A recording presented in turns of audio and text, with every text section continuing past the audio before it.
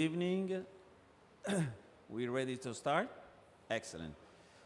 Good evening here at COP, and good morning, good afternoon for those who have joined us online. I'm the moderator of this panel. I'm Dario Liguti, Director of the Sustainable Energy Division at the United Nations Economic Commission for Europe. And today we'll talk about, this panel is dedicated to an extremely important item, which has been having some focus and some resonance throughout the discussions, but we believe not enough. And we're talking about the critical raw materials. It is certainly, I think, in one phrase, if we can identify and simplify one which is a very complex problem, a complex issue, is that without critical, what we call critical raw materials, there won't be a transition. And they're called critical exactly because of their importance and fundamental role that they play in the energy transition. So we have experts, and they will give us the different perspective on what the critical raw material issue is, the work that agencies like mine are doing in that space to make sure that that criticality, that adjective, attribute of those raw materials actually is mitigated. And fundamentally, if I can extrapolate a little bit away, I mean, we are living an energy system that took place about 150 years ago, when we left wood and biomass as a principal source of energy to take out fossil fuels. And in the transition, we are seeing today the costs, the negative externalities of that transition. What we should not do, and we should actually learn from this transition that we experienced over the last 150 years, is not to repeat the same errors in the next transition, when we move away from fossil fuels towards renewable energy, and do the same errors as we did last time, which is the negative externalities that come with exploiting natural resources. In this case, we were talking about the fossil fuels. We will go through some details as well, but just to let you know, the energy transition necessitates a number of minerals, both in terms of quality and quantity, which is on a massive scale, especially because the technologies that today we have in the energy that are necessary for the energy transition require an enormous amount of these metals. We're talking about lithium, cobalt, nickel, manganese, the rare earths. We probably heard from the press, the rare earths, and all of these materials. And we need massive amounts of these materials to underpin, to make the transition happen. Without those materials, there will not be a transition, because the technologies that we are applying today are based on those materials. Now, how we make sure that we extract, we extract, and we use those materials without creating the negative externalities that we did when we transitioned from wood and biomass toward fossil fuels? That it's a big question, and that is the question that we try to address today in this panel. So we have a keynote speech, and then we'll have two panels, which I'll introduce the panelists, which will concentrate on two different aspects of the issue of the critical raw materials. So if we can probably move to the keynote speaker of the night. We have Mrs. Olga Algayerova. She is the Executive Secretary of the United Nations Economic Commission for Europe, and she will illustrate to you exactly the definition of what is a critical raw material, and actually the work that we have been doing in this space, as I mentioned before. Olga, the floor is yours. Thank you. Thank you, Dario. Good evening, Excellencies, dear colleagues, distinguished participants. It's my personal pleasure to welcome you at this late hour to our side event that is called Global Sustainability Framework for Critical Raw Materials Required for Low Carbon Transitions, as Dario introduced. This event is organized by the UN Working Group on Transforming the Extractive Industries for Sustainable Development, and this working group is co-chaired by all 5 economic commissions of the United Nations, regional economic commissions, then the United Nations Environment Program, UNEP, and the United Nations Development Program, UNDP. So, and I am honored to speak on behalf of all 5 regional commissions. Ladies and gentlemen, we have seen, hopefully all of us, the recently released report by the World Meteorological Organization and the Lancet Medical Journal underline that climate change puts food, energy, and water security at risk. This year, we all have seen floods, droughts, heat waves, and wildfires in many countries around the globe. And these events added to the devastating impacts of COVID-19 pandemic. Social and economic systems worldwide are now at a breaking point. So as mentioned also that our fossil fuel dependence, as we know, contributes to increased and negative climate change impacts. And this dependence affects human well-being through volatile and unpredictable fossil fuel markets, frail supply chains, and geopolitical conflicts. Simply, we are falling far short of meeting the 7th Sustainable Development Goal, and it is to ensure access to affordable, reliable, sustainable, and modern energy for all. Indeed, we are in the midst of the deep global energy crisis. The energy transition has never been more pressing. For this transition to happen, one missing piece is seldom discussed in forums like this, and this is massive quantities of critical raw materials will be needed to deploy the low carbon technologies required for climate change mitigation and adaptation. Critical raw materials such as lithium, nickel, copper, cobalt, manganese, graphite, and rare earth materials are crucial to low carbon transitions. So what to do? Reducing the world's dependency on fossil fuels will not happen unless the supply of critical raw materials is ensured. The World Bank estimates that 3 billion tons of minerals and metals will be needed by 2050. The trade of such minerals is forecast to overtake oil and gas by 2050.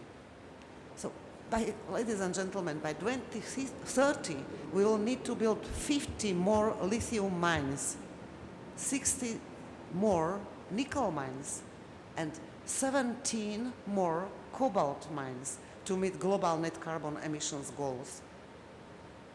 These new mines must tackle challenges such as sustainable water and land use, waste disposal, and social acceptance. Progress towards a circular economy will be necessary to reduce the environmental and carbon footprints. So first, a significant increase in sustainability-focused investments for development of critical raw materials is crucial to ensuring the security of their supply. Ensuring transparent and responsible production of critical raw materials is also essential to de-risk investments, including those underpinned by climate finance. Second, a standardized and harmonized approach to critical raw materials production focusing on environmental, social, and governance aspects at a global level will be essential to ensure the sustainable supply of critical raw materials. And a sustainability framework suitable for critical raw materials is, though not yet available globally, but is urgently needed. So such a sustainability framework is one area that can benefit from international collaboration and cooperation. governments, industry, the financial sector, civil society stakeholders can, of course, join us in this our effort. Next, at UNEC we are developing the United Nations Resource Management System. These are principle-based, multifaceted systems to tackle sustainability and technology challenges. It can support stakeholders with a range of sustainability goals, including social and environmental management, attracting ESG-related financing, and helping to stimulate circular economy actions. So our focus today is on translating ideas into actions. The working group on transforming the extractive industries for sustainable development was established by the Secretary General earlier this year to enhance global cooperation on making the extractive industries the engines of low-carbon transitions. Our working group, although in its infancy, is focused on climate-related activities, social and environmental concerns, critical raw materials, and investment guidelines. Other areas of focus are least developed countries, and also how to ensure the indigenous peoples and other social groups like women and youth have definitely their seat at our joint table. When it comes to climate change, it's crunch time. To quote the IPCC report issued earlier this year, it's now or never to limit global warming to 1.5 degrees of Celsius. So let us leave this room with a good plan in hand, a plan in which everyone will have a part to play. So in conclusion, I welcome you once again. I thank our sister regional commissions, ECA, ECLAC, ESCAP, and ESCWA, and UNDP and UNEP for our excellent collaboration to transform the extractive industries for sustainable development. And I wish all of us a very fruitful and good discussion. Thanks, Dario. Back to you.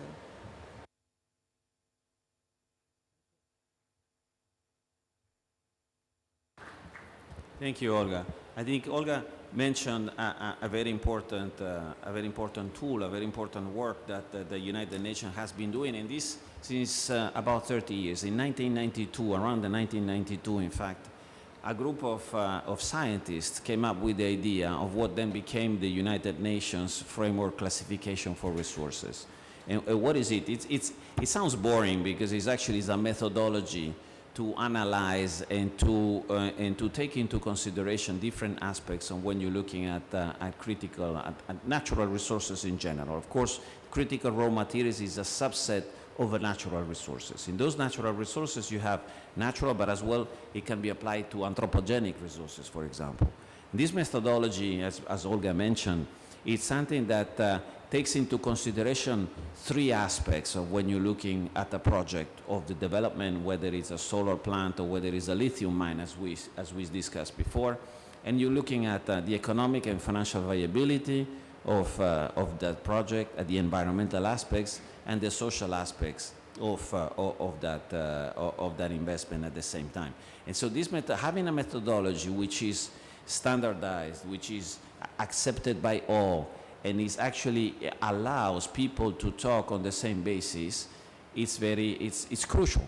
It's crucial for making the right investment decisions under the right criteria. And this is something that we've been working on, and we've been developing and trying to implement as much as possible and become a global standard. A little bit like in the financial sector, you have the International Financial Reporting System, which is standards, which is commonly accepted as accounting methods for calculating your profit and loss and etc. Well, on the other hand, this is a little bit what we're trying to do in the natural resources space.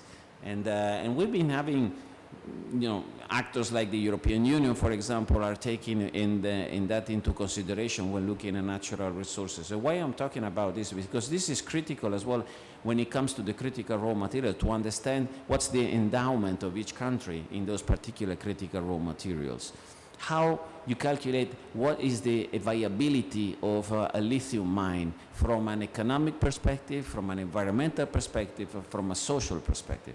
I think only if you take into account those three criteria, we will be able to succeed in a just transition, in order to make sure that the transition doesn't leave somebody behind, as Olga said in her speech, but as I said before, that we don't commit the same errors that we did in the past. It's only by fulfilling those three criteria and doing the right choices under those three criteria, then we will be able to actually proceed and have the transition which we heard today. For those who have heard probably the Prime Minister of Barbados in her press conference just a couple of hours ago, she mentioned exactly this type of issues that the smaller countries, the island, the landlocked countries, the least developed countries are facing when looking at the transition. They don't have the technologies to start their own transition, and they have the mineral resources, but they don't know, or they cannot develop those mineral resources as they should be without committing the errors that somebody else did in the past. And so this is, I think this is a very important aspects that puts in perspective, the issue of the critical raw materials, which is a subset, as again, of a much larger issue about how we go ahead with our endowed resources, with natural resources and anthropogenic resources.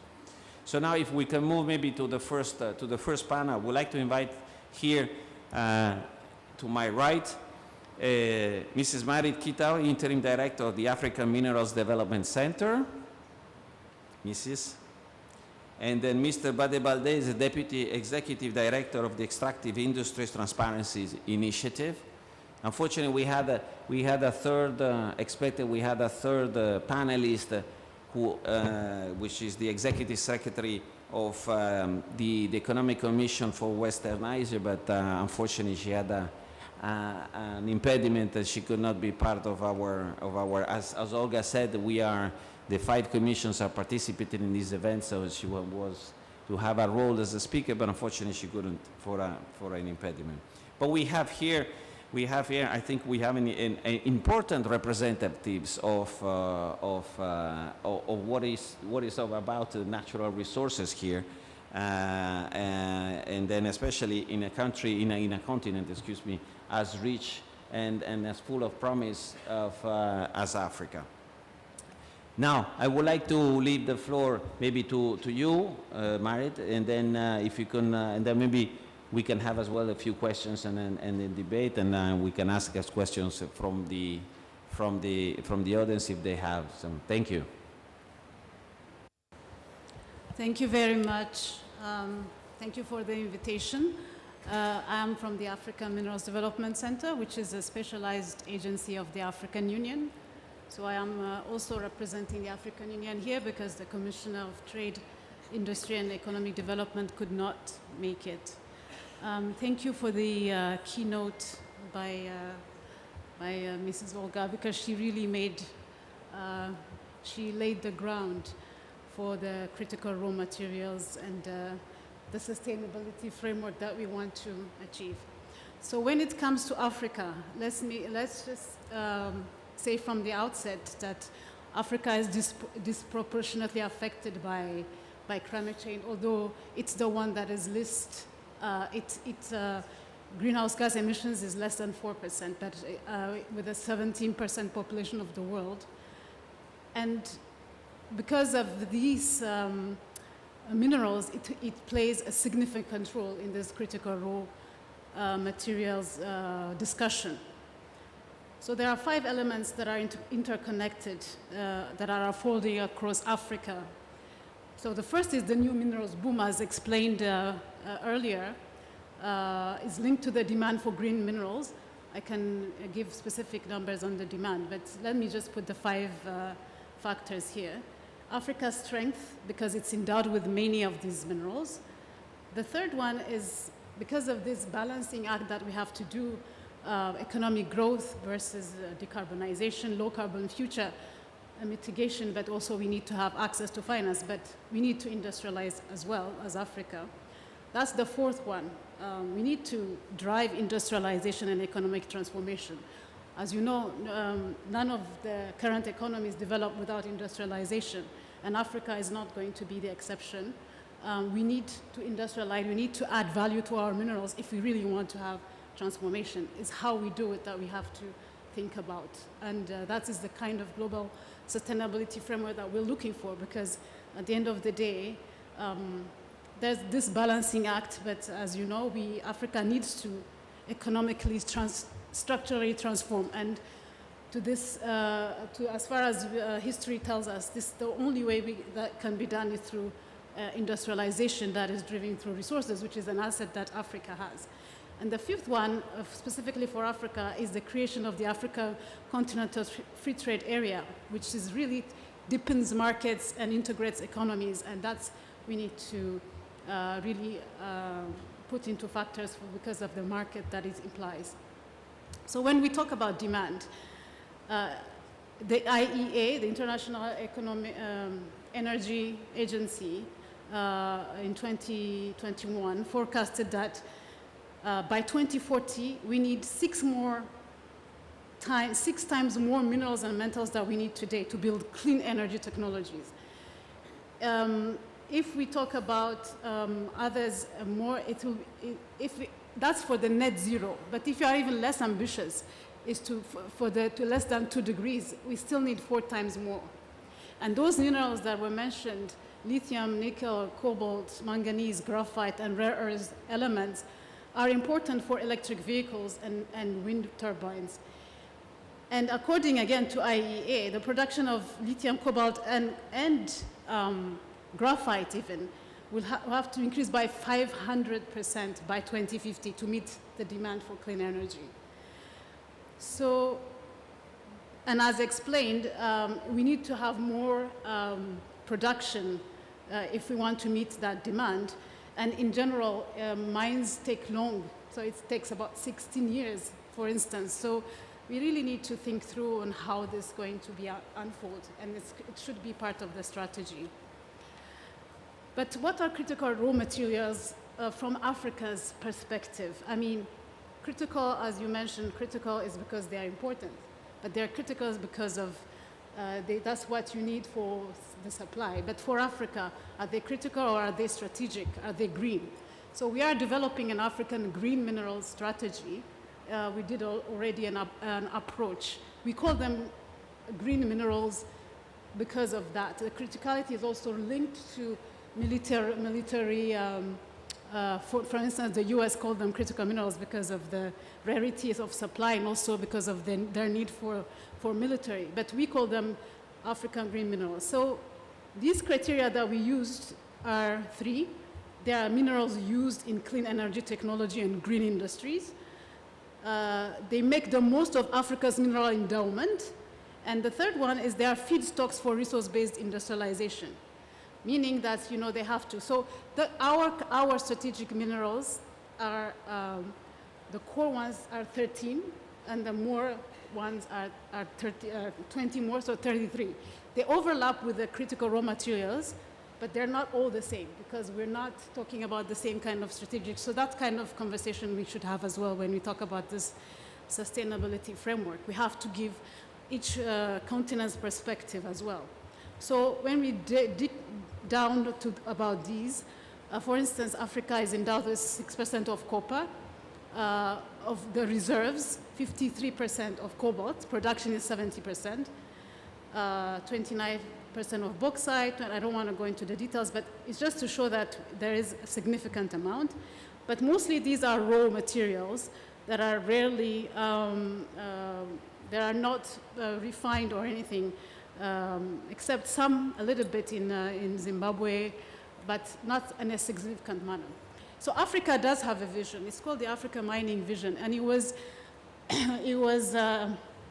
adopted by heads of states and government of Africa in 2009.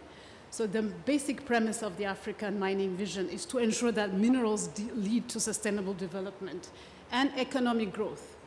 And there is a word sustainable there, and economic growth. And again, I said 2009, so it's been 13 years.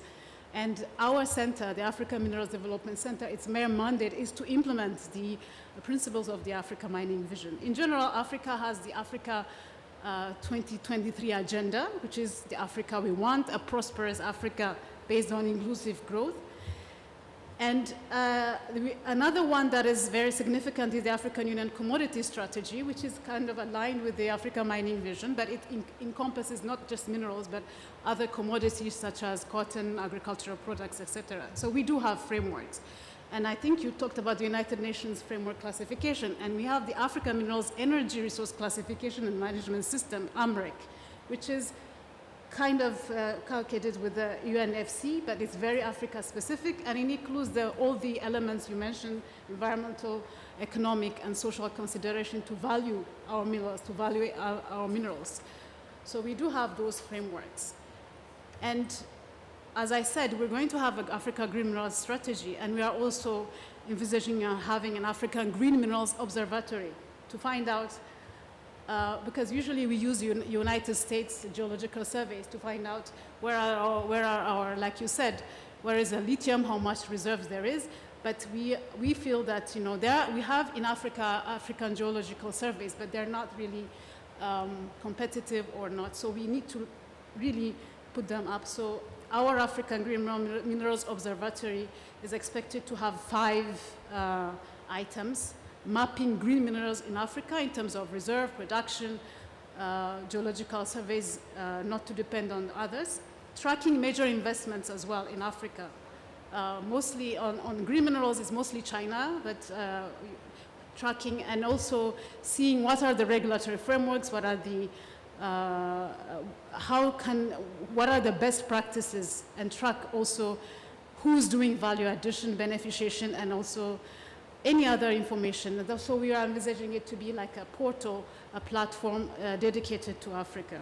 So we do have some positive from Africa. There's a Bloomberg study that was done in November 2021. It was commissioned by United Nations Economic Commission for Africa, African Development Bank, Afreximbank, Badea, and others. So that really showed that the Democratic Republic, the cost of production of battery precursor in DR Congo compared to Poland, compared to USA, and compared to China. And it really gives us the result that DRC is competitive in having, in cost and emissions, more competitive to have a battery precursor plant in the DRC than in any of these other countries. So for instance, it emits 23% less than China, 9% less than Poland because of all the transport. And the cost-wise as well, it makes even sense to have it there. So the point I'm trying to make here is that there is a competitive advantage of having value addition in Africa, because, you know, before you used to say there's no competitive advantage, so that was why, the explanation why Africa was not industrializing. So, of course, we know that industrialization implies all of those implications in terms of the environment, and we're not really immune to thinking about that. So we're also thinking about how decarbonizing industry for Africa and how will it transform. We talked about land use, about water use, and et cetera. So really, I think what we really need to think about is how to make industrialization less polluting, even in the African context. And that's another cost as well for Africa. But I think if you talk about a global sustainability framework, that's the kind of issues we need. So when you talk about policy, what are the kind of policies that we advocate for? So investment in projects is important. The private sector has a tremendous role in industrialization and also getting value out of the minerals. So what we mean is that mostly, as you know, mining companies are mostly external, foreign companies. So we want to focus on African companies that are involved in the mining. But why are they not involved? There's also very capital intensive, and also we need to de-risk as well, because others know how to de-risk in their countries. But for instance, using AMREC, you can plug it to commodities exchange so that at least African local investors can de-risk or have some kind of incentives to make it more competitive for Africans, because that's really how you retain value when you have your own African companies. So basically, investing in projects, grow demand, build infrastructure, capacity and skills is very important in all sense. And of course, we understand that transparency was mentioned, transparency in good governance, and fiscal certainty is also important, and we don't dwell. I'll end here, but the point really is that if we want a sustainability framework, a global one, Africa needs, the part of the value addition and industrialization part is non-negotiable for Africa. Especially, we know that the time is now, because we know that these minerals can be stranded in a few years. We don't know what will happen. Maybe some other technology will happen and nobody will need our cobalt. So I think this is the time for Africa to remain relevant, and I think we need to emphasize on the value addition and industrialization aspects. Thank you.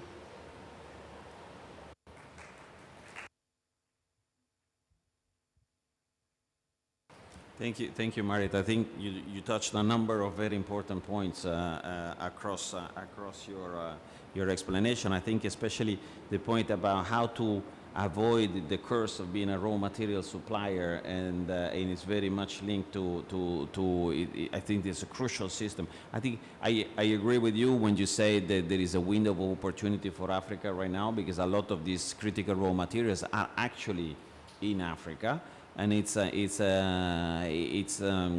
say it's exactly a window of opportunity to not to do what we did in the past, and actually use that as an engine of development, of economic development for the countries of Africa, alongside the lines that you said. I think the work that you guys are doing, the African Minerals Development Center is doing, is very important.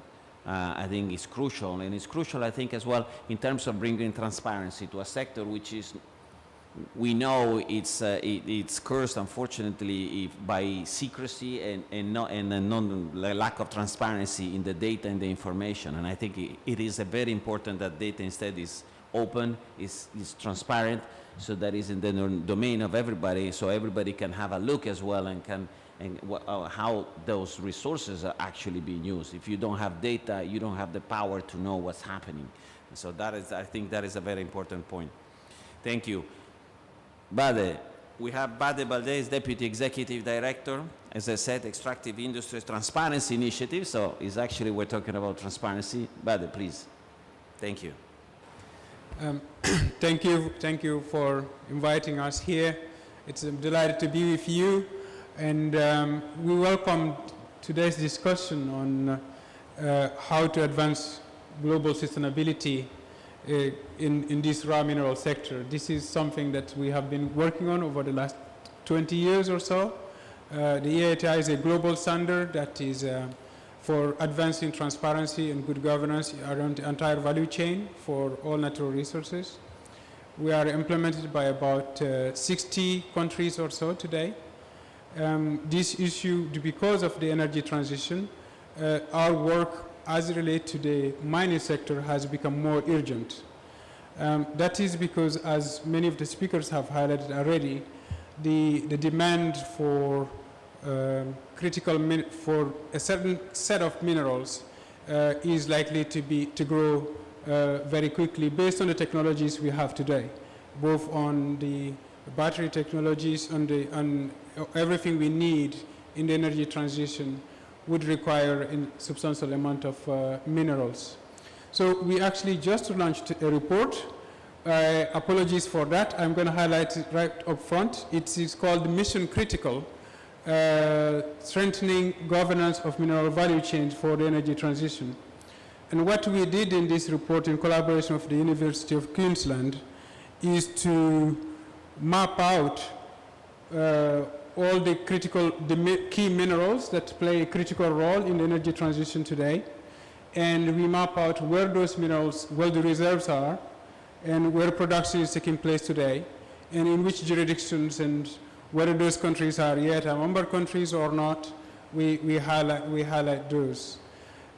We also map out the governance challenges, the environmental concerns, as the productions becomes, competition for the resource become more intense. There are risks of lowering the environmental standards, for example. There are risks related to corruption, also due to resource developers competing for the same resource, and also especially in an environment where the institutional framework or the regulatory framework is not particularly strong, those are vulnerable to corruption and abuse.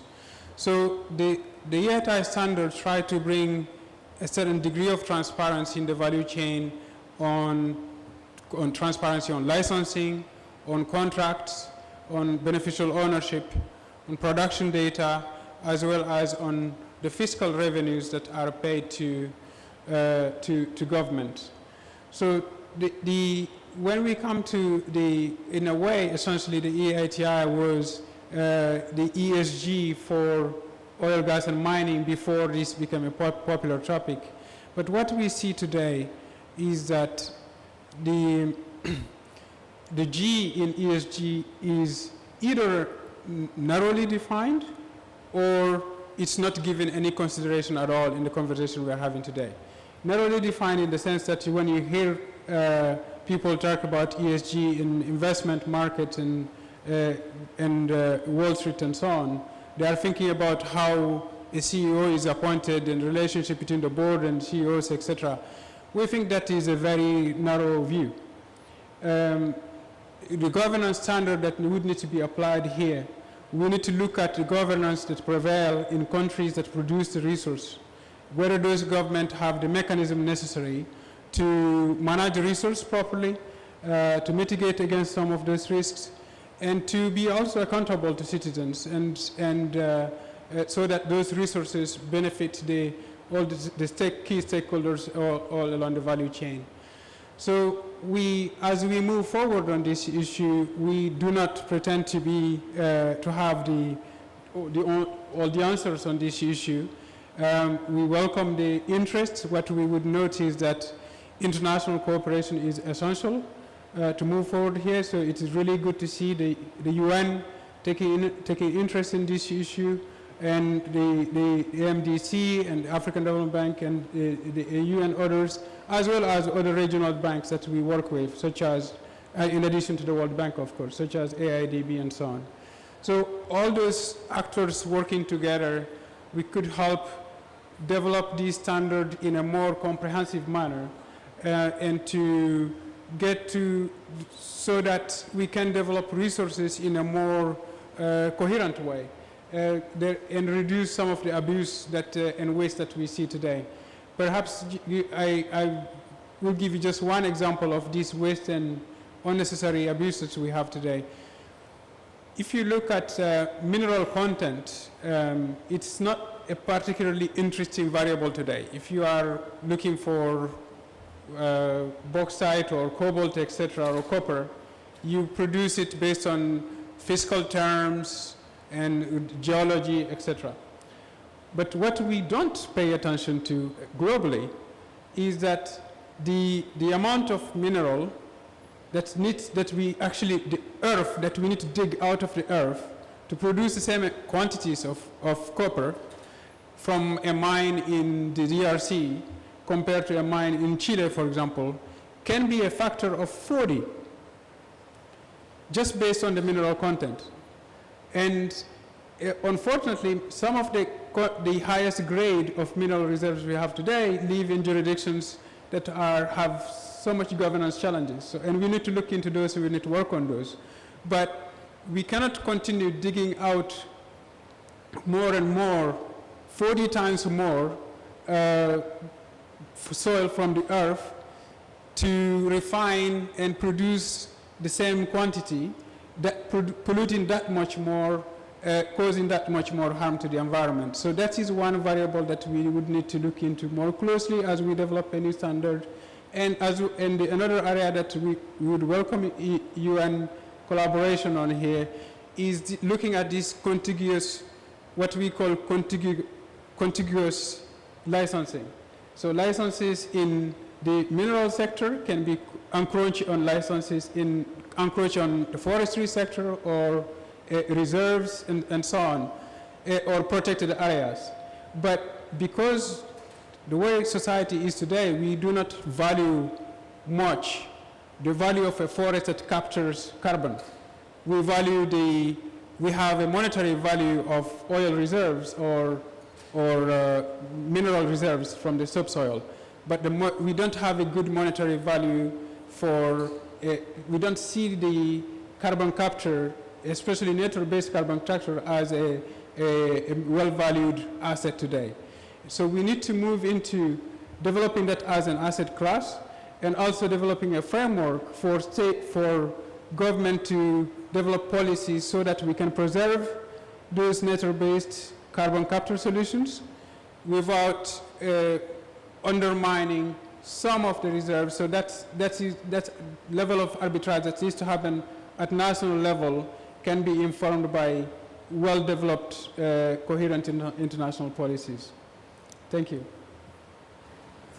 Thank you, Bader. Thank you.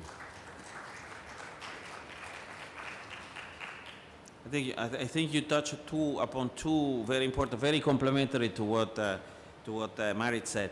I think you touched upon two fundamental points. One is the governance issue and the ESG. Maybe Marit, you had a more accent on the E and the S, and you, a little bit you on the G. If I can sum up your intervention, I think the governance issue, I agree with you. It has to be an initiative that includes all the stakeholders, because otherwise you will always have somebody who free rides on it. And that's the work that you guys are doing with the extractive industry, which I think is very important from that perspective, to bring them on board, the companies that actually then do the work in a place, and as Marit said as well, that they create job opportunities, that they create, they do know-how transfer to locally to create as well the opportunities for the industrialization where these mines are. And I think the second very important point that you did is and to a certain extent technology can help there, but we're not there yet, is the question of the mineral intensity when actually looking for these resources. And here I think standard methodologies like the UNFC and the UNRMS, which is the implementation, is the United Nations Resource Management System, which is the implementation of a classification. One thing is when you classify, and that is the data, is the power of data, but then what do you do with that data? That's the implementation, and together on implementation is the name of our COP today. And I think that is a very important point, the one that you mentioned. If you need to dig, 40 times more in one place rather than the other, you need to think about the consequences of that. And I think that today, the cost of that, it's the same for the two. Instead, it should not be the same for the two, because it has total different consequences on the environment and on land degradation, for example. So I think those are two very, very important points. So I think the idea of this panel was to answer the question, two questions we had. The first one was, why are critical materials essential in the low carbon and energy mobility and digital transitions? And I think we have answered. And the numbers are staggering. I mean, the numbers are just incredible. If we only think about the Marit and Olga as well in her speech, the numbers that were mentioned. And the second question was, is a global strategy required to ensure sustainable production and use? And I think the resounding answer is yes. And Bade has given all the reasons why we should go along that road. If there are any, I wish to take the opportunity of having the panelists here to maybe, if somebody in the audience asks questions, or somebody online, if through the chat, we have a chat open. So if somebody online wants as well to ask questions directly to the panelists, is now or never, or actually after this panel. So We have a microphone, I think, so please.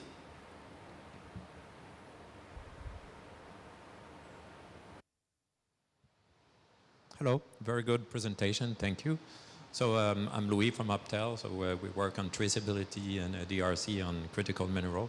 One question we have is about how will the change with the smallholder, we know there's many smallholder in the current supply chain which are not necessarily protected. So how do you see this, you know, creating job for them, but also moving them out of those dangerous situations? Who wants to take that? Who wants to answer? Yeah, please. Sure. I think by smallholder you mean artisanal miners. Yeah, I can spell it out that way. Yes, that is an issue that this industry needs to contend with, because the standards that are applicable to the industry that at industrial scale and the standard that is applied for artisanal miners is quite different. The way we are approaching it, and this is one of area where the EITI, we try not to replicate what others have done.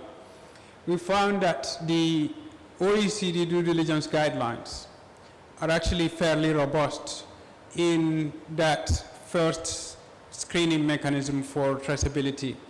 So what we do is we cross-reference the EITI standard and the OECD due diligence, we cross-reference each other.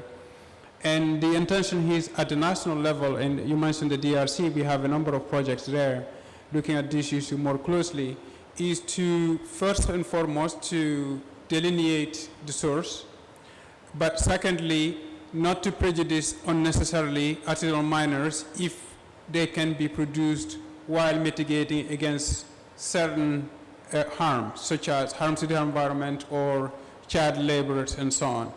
So if we can show that artisanal mining can mitigate against those, we don't want to privilege the mineral just for the large-scale miners as opposed to them. But they have to, the burden there about the level of the standard that would be required on both on the labor side as well as on the environmental side is quite high, and it's not easy to enforce that when in an informal sector at a very small scale.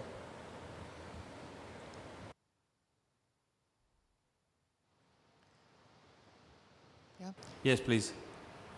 Hello, thank you so much. My name's Wendy Miles. I have a question primarily for Marit, but to the whole panel. On the 4th of November, Canada ordered divestment of Chinese foreign investors in Canadian critical mining companies.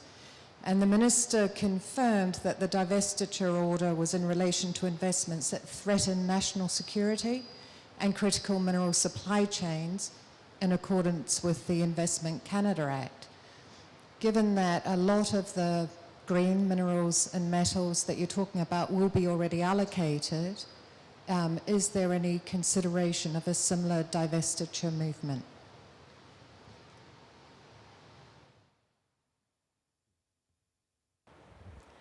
Yes, thank you very much for that question. I also saw that article, and yeah, it was it's kind of a reverse. When Africa does that, it's called resource nationalism, and then they divest every investment, all of it. So I can't say, but I mean the double standards is there. So it's a good question. So we really have to, whatever we apply for our countries, we have to apply it also where we invest, like Canada. As you mentioned, the green minerals are in Africa, so we don't want to go to that level, but because we need those investments. But this has to be a win-win. As I said, the win-win part is that really Africa has to win. It's not going to be as usual. They extract and then raw materials and nothing comes back, without talking about illicit financial flows and all other aspects of governance. I left it out because I didn't want to go much, but I can talk a lot about that as well. So the point is, we have to be equal partners. When you invest, you have to also think about what value is being done in Africa, what value is created, so that we don't resort to what Canada is doing with China and have like national security and all that. So it has to be a win-win. I think now things have changed since a lot of, for many years now, everybody's aware about this ESG. It's not just about charity or anything, it's really about the bottom line, and the things have changed. It's about sustainability. So whenever this kind of issues appear, and it was interesting to read that about Canada, we also think it should apply also to our continent as well. And like I said, it has to be win-win, and whenever there is a big investor coming, it has to also spill over to the country. Otherwise, again, it's an enclave nature, everything being left outside, nothing stays in the continent. So that kind of business model, I think, is over. So yeah, so thank you very much for that. Yes. We have time for two more questions, and then we move on. Please. Hello, my name is Johanna Süder. I have a question regarding the framework. In what time frame are you going to develop it, and to what extent is civil society involved in this as well? Thank you. Okay, so that's a question for the moderator, which is, maybe we get the second question. Hey there, my name is Jeff Hall. I'm with Open Society Foundations, and I guess we've been watching the Inflation Reduction Act in the U.S., which is this large climate bill, and just wanted to hear the panelists' reflections on any opportunities or threats in terms of the large investments in minerals that bill would potentially support. Our understanding is that the U.S. the benefits there can only accrue to investments either in the U.S. or in countries where there's a free trade agreement. And I'm just wondering, yeah, reflections from the panel. Thank you. Should we take one more? Okay, so, all right, okay, we'll take one more question. Then we have a second panel, as distinguished as the first panel, so I want to give the time as well to them. Thank you so much. My name is Jody Ann. I'm a G20 youth delegate from Canada this year. And alongside my colleague here, we've been able to bring this to the G20 agenda for the first time. And my question is, we talked a lot about ESG standardization and harmonization, much like what's been done in the financial industry, like the International Sustainability Standards Framework.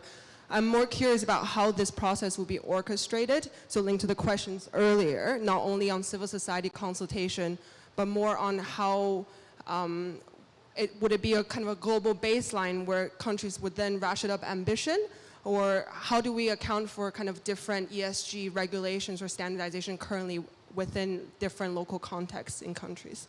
Thank you. Okay, so two questions for the moderator, which is unusual because I'm here to moderate the panelists. But anyhow, I'll try to get an answer on the UN framework classification. It's this is, as I said, the history of this is it started off with a number of scientists looking at and establishing a methodology. It's we have a working group, an expert groups on resource management within the UN. Which is actually has been working on this for years now, for the last 2 decades in developing that. The expert groups, people coming from academia, the business, the private sector, the civil society, non-governmental and governmental participants, and it's a global. It has a global span, and we are just acting as the UN as secretariat for this group of experts. And then, so this group of experts, they meet and they have elaborated the United Nations framework classification. Now that we are developing the second, let's call it the implementation, as I said, which is the UN resource management system, which is actually right now is in the first stages of development. And then, so all the stakeholders are invited to participate in this process throughout the group of experts. Then the idea behind this methodology is that it's a standard, it's an international standard to which single countries, they can create what is called the bridging tables. Every country has their own standards, right? You know, whether it's the European Union, whether it's this, Russia, etc. Some countries, they don't have a standard, so we're helping them in setting up a standard.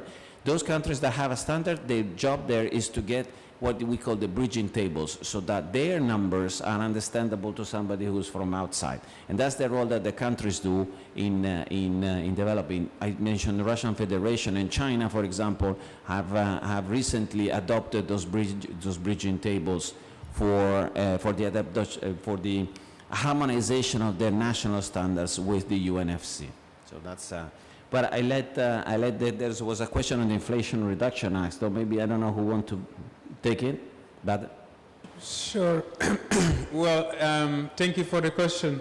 But perhaps before I go there, just to complete on this point, we also happen to be preparing to revise the EITI standard as we speak now. We hope to issue actually a paper by the end of this year, or certainly no later than March, because the EITI standard is updated every 3 years, and we expect that there will be substantial inputs on this. So if I will leave my cards here, I also have a card to this report I mentioned. You don't need to you feel free to drop me a line, or I'm happy to continue that conversation. On the comment related to Canada, to the Inflation Reduction Act, I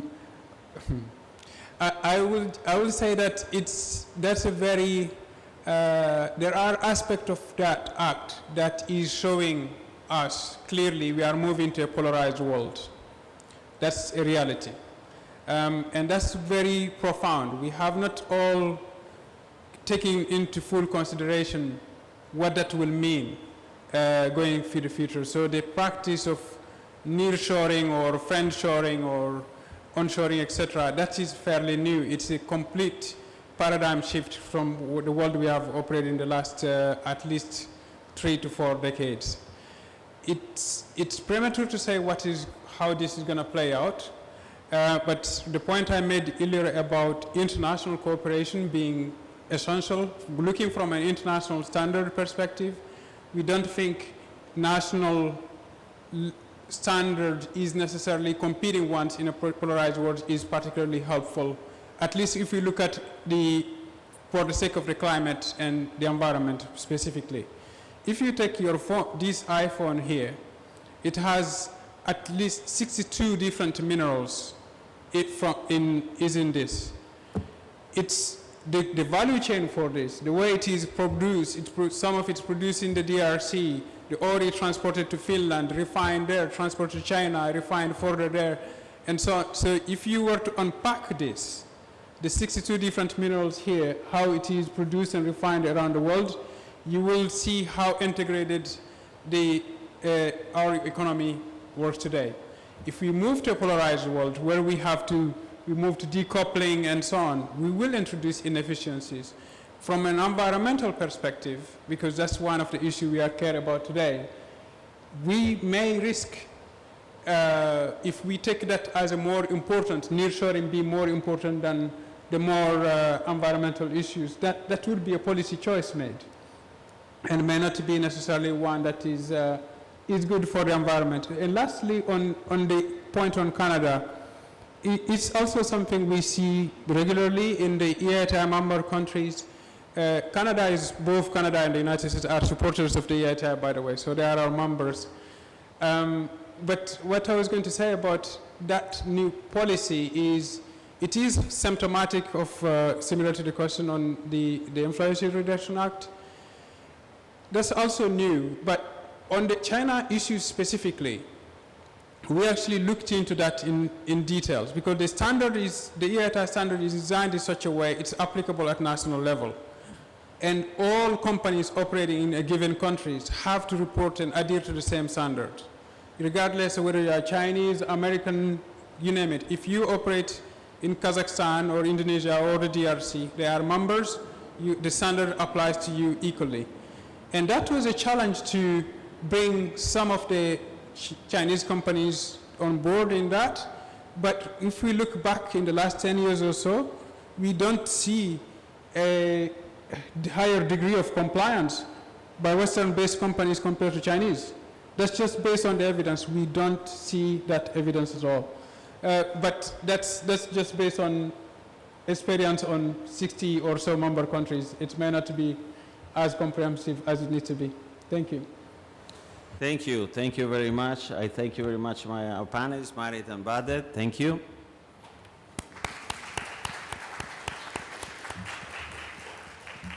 And now it's time for our second panel, so please, if I can call here to come Mr. Antonio Pedro, who is the acting executive secretary of the United Nations Economic Commission for Africa. Please, Antonio. Thank you. Then Laura Piovesan, who is the deputy director general, project directorate at the European Investment Bank. Thank you, Laura. And then, last but not least, Lily Cole, a climate activist and UNEC advisor. Thank you. So our second panel, we have a different sort of questions. It's about collaboration on a sustainability framework, although we touched upon it on the first panel. So it's a little bit about how can financing a sustainable production of critical raw materials be ensured through a global sustainability framework, which is a very wide and very ample subject to talk about. So without further ado, I leave the floor to my distinguished panelists. Please, should we go in order, or how do you want? Let's leave the floor to Laura. Please, Laura. Thank you. Thank you very much, and thank you for inviting me to this interesting discussion. So my name is Laura Piovesan, and I represent the European Investment Bank. So what I can bring to the discussion is indeed the role and the views from a financial institution and a multilateral development bank. So first, 3 general considerations. First of all, I think it's clear, and it has been explained very clearly by the panel before me, what is the increasing demand in critical raw material to support the climate transition. Now, as it has been mentioned by the panel before, it is important that in those countries that are rich in such minerals, investments are made in a way that benefit the countries. So this concept expressed very, very clearly in the panel before me, that there needs to be opportunities, new job, new value added in the country where the critical raw material is extracted. Second, it is important that for investment to take place, this needs to help the country diversify their economies. And also with investment throughout the value chain, including in the renewable energy and other clean sources. And third, important this balance between both public and private investments, so the leveraging of the private investments. So with this consideration in mind, what is the role that international financial institutions like the EIB can play? So public development banks like the EIB have a key role to support the sustainability and the security of the supplies of critical raw material worldwide.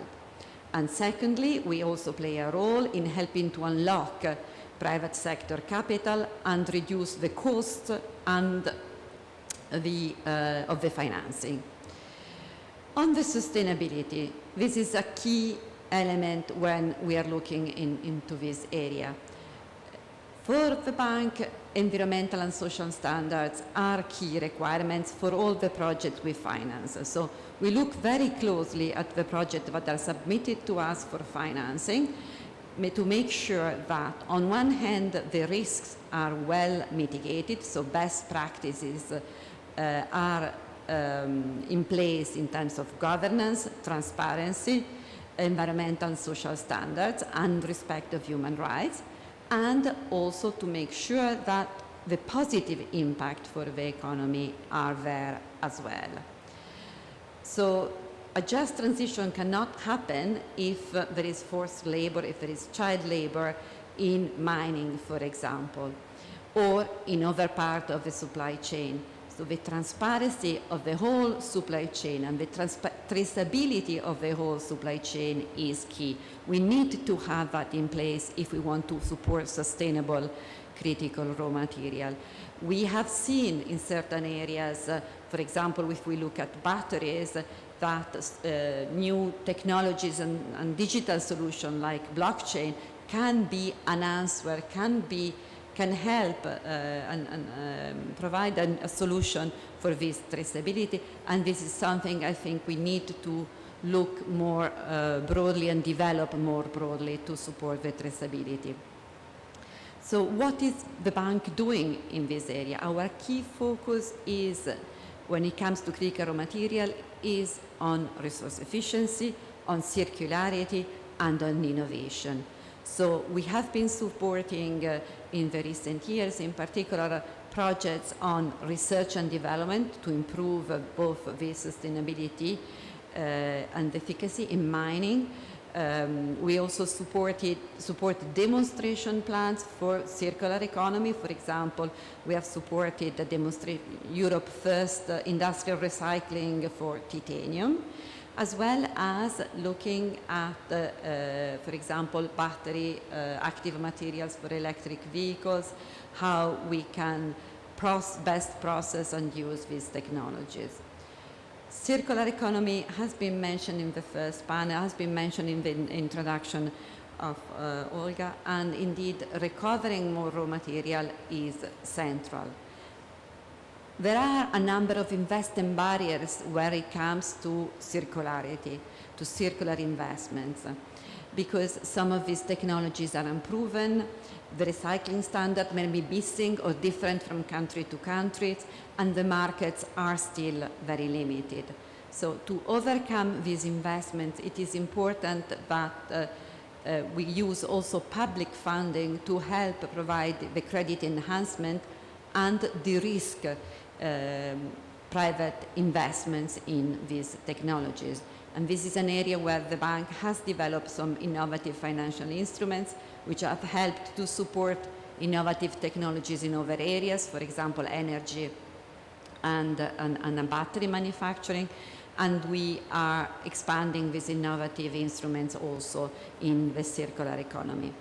So to conclude, let me highlight that as the EU Climate Bank, the EIB, it's ready to support countries, and we do that within Europe, which is our main field of action, but through our new subsidiaries, which is EIB Global, we are ready to support countries worldwide in their lower carbon transition. Thank you very much.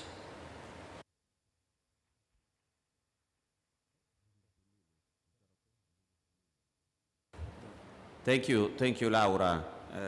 Thank you, Laura, for the perspective from a financier. I think you have highlighted the way financiers, in this case, is a public financier with a promotion and a development mission at its heart. They look at projects, and I think this is a very important point because they can be examples for private financiers as well, and bring alongside private investment, which is very much needed given the scale of the investment needed in the extracting industry, but as well in the critical raw materials space. So now maybe a different perspective. Lily, could we have your perspective? Thank you very much. Sure, thank you. Thank you for having me. So I traveled to Chile earlier this year with the UNECE to speak about the need for transparency in fashion supply chains, looking at the garment footwear industry. It's an area of work for me for 15, 20 years of looking at supply chains and how we can't really address any of the social environmental goals we have unless we have transparency in supply chains. And whilst I was in Chile, I traveled up to the Atacama Desert in the north of Chile to visit the lithium mining regions and to meet with some of the indigenous community members there who I'd read about were resisting the lithium mining in that region.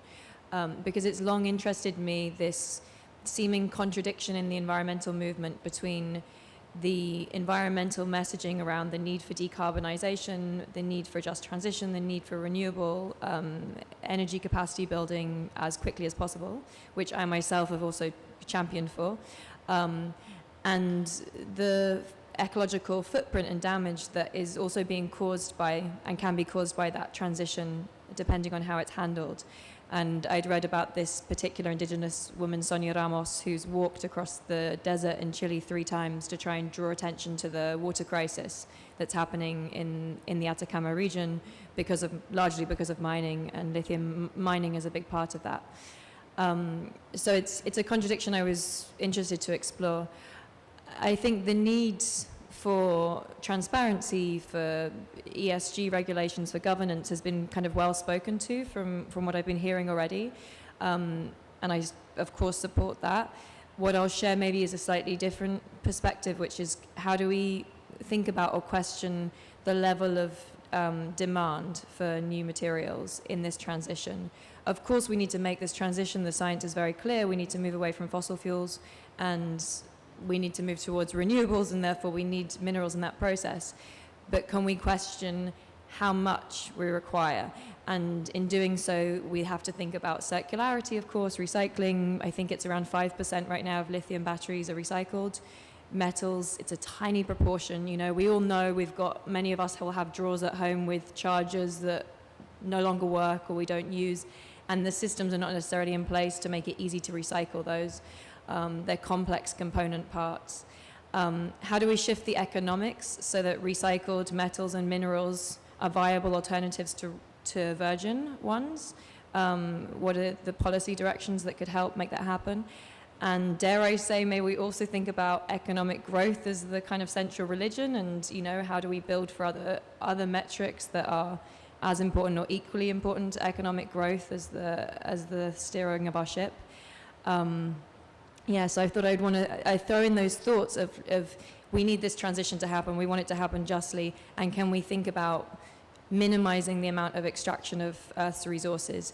Because just if we replace all of the fossil fuel cars, for example, with electric cars, but we continue an extractivist mindset and industry that requires more extraction every year on year on year, infinitely into the future, we will cause new environmental and social disasters, and arguably we already are. Thank you. Please.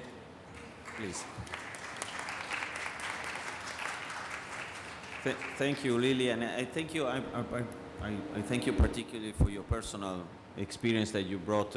We've been talking about standards, and we've been talking about financial metrics. We've been talking about regulations, and I think it is important that we bring as well the level of emotion and the level of personal experiences with all of us. And then Lily has shared that with us. And I think another point that is extremely important, I think that we had not mentioned before, is the metric. By which metric should we measure growth? You said, just the GDP growth, the economic growth should not be the only metric. I think there are a lot of people who would agree with you, and I think we have said that as well. Although we're not looking at the national level, but we're looking more at the project level or maybe at the local level. I think we all agree with you. I think it's a very important statement, the one that you made. So with no further ado, I want to leave the floor to Antonio. I know he's very keen in telling us, he's been pushing for his intervention. Please. No. Thank you very much. First, I would like to thank Olga and you for leading us, the regional commissions, in having these cross-continental conversations about this very important sector. In 2014 or so, Professor Collier and I were the co-leads of task group of governance of extractive and land resources as part of the UN's Sustainable Development Solutions Network. And we wrote to the President of the General Assembly to try and have a goal on extractives. We fought left and right. Unfortunately, we didn't have that goal. I think that was a big mistake.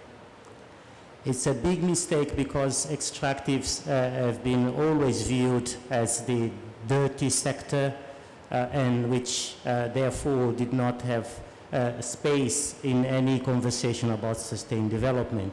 And yet, as Olga indicated and as everyone else has said, the transitions to net zero are resource intensive. And the conversations that Marit sort of shared with us about how extractives are important for Africa's sustained development reveal how extractives are important for us to achieve SDG 1, 8, 9, and so on and so forth. So I hope that as we discuss the post-2030 agenda, it's a couple of years to there, I think we may need to have a goal on extractives that reconciles all of the issues that have been raised here. I mean, we at the International Resources Panel, we've produced a report which I invite you to read, Mineral Resources Governance for the 21st Century, gearing for extractives and sustained development, something like that. And one of the concepts that is key to that report is the Sustained Development License to Operate, SDLO, which again goes beyond the license, the social license to operate. It's anchored on key concepts like as, for example, the planetary boundaries, and to go beyond profit maximization. It's informed by a quadruple bottom line approach, where success is measured on your economic, social, environmental, and governance. And so this is fundamental, otherwise we will not be able to achieve just transitions. Is for Africa, as Marit said, is just transitions and shared value creation, meaning we have to reconcile some of these objectives of, for example, in the context of the countries that have critical mineral strategies, the securitization of resources with the imperatives of utilizing resources for sustained development in their home countries. So how can you reconcile home and host country objectives? I think that requires a goal on extractive sectors. Daniel Franks, some of you might have known, I mean, you know, Daniel Franks now have brought a new interesting concept. Now he's talking about mineral security and mineral poverty. And we are going to soon do an exercise together with a view to assessing mineral security and mineral poverty. Mineral poverty is what you find in most of our African countries, namely that they are resource rich, but those resources are not enabling the deployment of any basic services to our citizens, from access to energy to many other basic services. 600 people in Africa don't have access to energy. So any conversation, therefore, on critical minerals have to be able to also look at that. And yes, we have to go beyond GDP metrics. We have to look at things like, for example, trading value added, using input-output tables to see the extent to which the exports of minerals in Africa are contributing to job creation, are contributing to the emergence of small and medium enterprises. In other words, we are talking here of local content policies. And local content policies have to be local, meaning to which extent the communities that are directly impacted and affected by extractive sectors are benefiting from the mining bonanza, as it were. So those are some of the issues. I mean, the other day also I had a conversation with some institutions, which was about Connex, as you know, is a platform to aimed at strengthening the negotiation capabilities of many of our governments in resource-rich countries. And I've argued that we need to have Connex 2.0.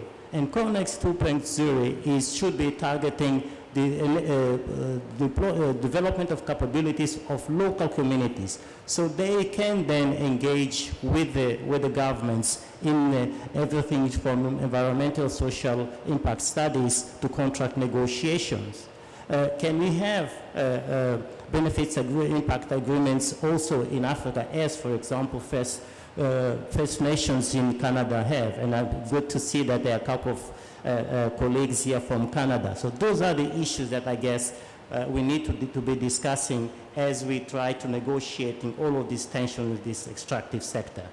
It's absolutely critical. I mean, the European Union has this, minerals are pervasive. But we need to in every life, in everything that we touch, we find minerals. We need to translate that in some joint responsibility from across jurisdictions. It's not only about governments and mining companies, it's also about consumers and institutional investors, it's about banks like yourselves, and so on and so forth, and we as the United Nations. Thank you.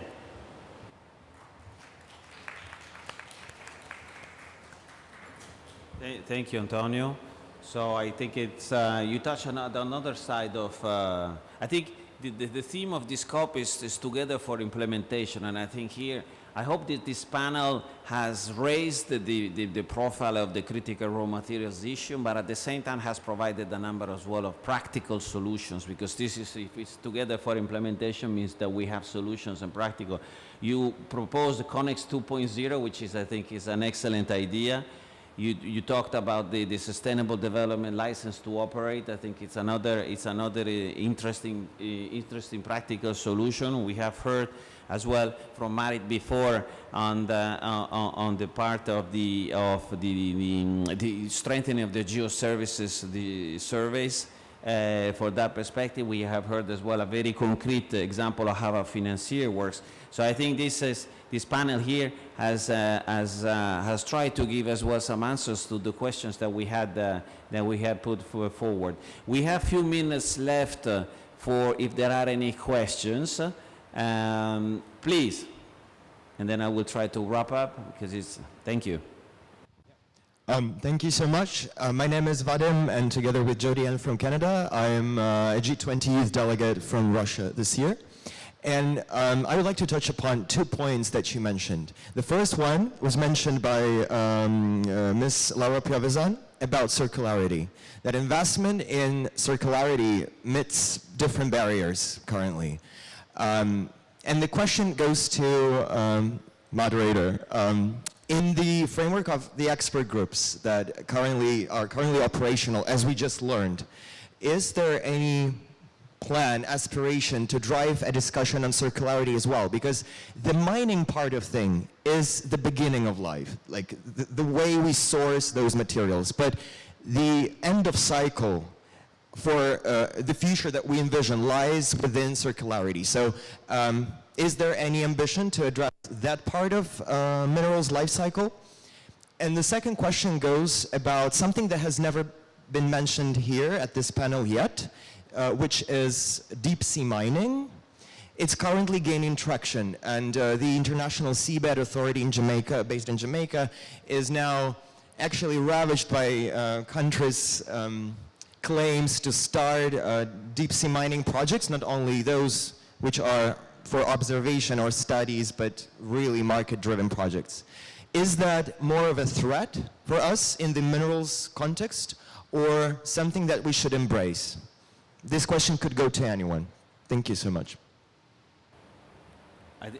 It's not normal to ask questions to the moderator, so I'll reassure you immediately. However, I'll give you an answer. Of course, we at the UN, we work on circularity. We have an entire division of people actually working on circularity elements. So definitely it's an issue that has been addressed, and it's been addressed for years now. In what concerns the circularity and in the integration with the UNFC, which is the question that you're asking, it is in the cards to do that. You have a different set of criteria and rules, however, for circularity, because as well the actors are different when applying those sort of let's say guidelines or regulations or whatever. So it has to. It's very complex to try to have an omni-comprehensive set of rules and regulations from cradle to grave, let's say, if you allow me this, and then post-grave, of course, because circularity is recycling, so it's having a second life. It's very complex to have, if you want to apply that to all natural resources and anthropogenic resources, from that perspective, and we have seen a different, in different setups. So it is, they speak to each other, but it's one thing when you're looking at the initial side of the life cycle of a mineral, for example, and then going into the circularity. So the two things speak together, but I don't think it's, and then I leave Antonio as well answer the question. it's another thing to try to, to have this omni-comprehensive set of rules. But Antonio, please. No, thank you. I wanted to react on the issue of the deep sea mining. Indeed, this is another area where the disparities in capacities may result in unintended consequences. First, there is about, who are the countries that are claiming or approaching the International Seabed Authority for licensing? Are those that have capacities to do deep sea mining? And the entire conversation about the sharing of the benefits is not clearly articulated yet. And the third, most of the African countries are not well represented in those negotiations on where these issues are discussed. So, is this a threat? Yes, of course, it depends on how you look at it. If you are the DRC of this world, where as Marit said, produces 70% of the global cobalt, and you are banking all of your bargaining power negotiations for any resource-based industrialization on the strength of your comparative advantage. And then you all of a sudden accessing nodules in the on deep sea could sort of change that balance, then your resources can be stranded, especially if then your cobalt is associated with poor governance, with child labor, and as we've discussed earlier, much more extraction of the overburden, and so on and so forth. So, and the same conversation applies also to the outer space exploration. As you know, there is it is going to come sooner than later, the possibility that some of the asteroids could be mined. And some of those asteroids have much larger content of PGM than the richest PGM resources in South Africa, for example, that produces, that has something like close to 90% of the global reserves, so perhaps not that much these days. But anyway, significant resources of the global platinum group minerals in the world. So how you balance all of those issues is again part of the just transitions conversation. We need an international governance architecture that takes into consideration all of those factors. Otherwise, as you've indicated, we will have a different form of resource extractivism that do not generate any shared value creation. Serious issues. That's why I've argued from the beginning, we need a goal on extractives in whatever comes as the successor instruments of the SDGs. Thank you. Can I share a thought on this as well? Thank you. Thank you for the question. I'm not an expert on deep sea mining, but obviously there are lots of things to be concerned by with it. But ultimately, I think it comes back to your first question around circularity and how much we need to mine, because anywhere you mine will become a sacrifice zone, whether it is the desert or the sea, there will be unintended negative consequences. It's a violent thing to do to an ecosystem, to mine it. And I really want to impress upon us the need to mine less and think about ways to mine less as we manage this transition, and what are the economic levers we can use to encourage that. Why is it that virgin raw materials right now, mined materials and minerals, are often cheaper to produce than recycled ones? It doesn't, what is the economic logic there, and how can we economically incentivize circularity and recycling? Let alone planned obsolescence and the kind of other business model changes that need to be made within businesses so that these precious materials are understood to be precious and are valued by the market as precious.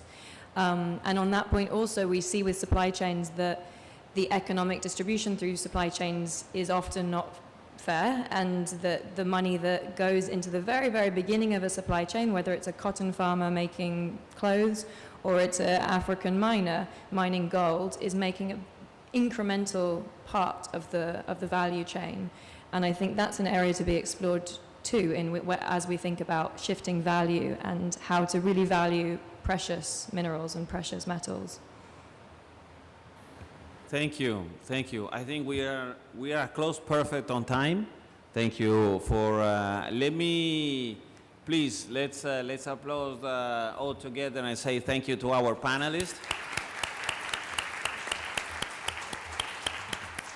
Marit, Pedro, Lily, Laura, and Pedro, thank you again. You can stay for 5 minutes, we'll take a picture. And I hope that this panel was conducive and important for you to understand the issue of critical raw materials. Go and out in your constituencies and your audiences and talk about the criticality of raw materials for the transition, the points that all the panelists made, and I think it is fundamental that we govern this dynamic, which is actually only now taking place, I think, and people are start realizing about it. So thank you again for your attention and your participation. Thank you.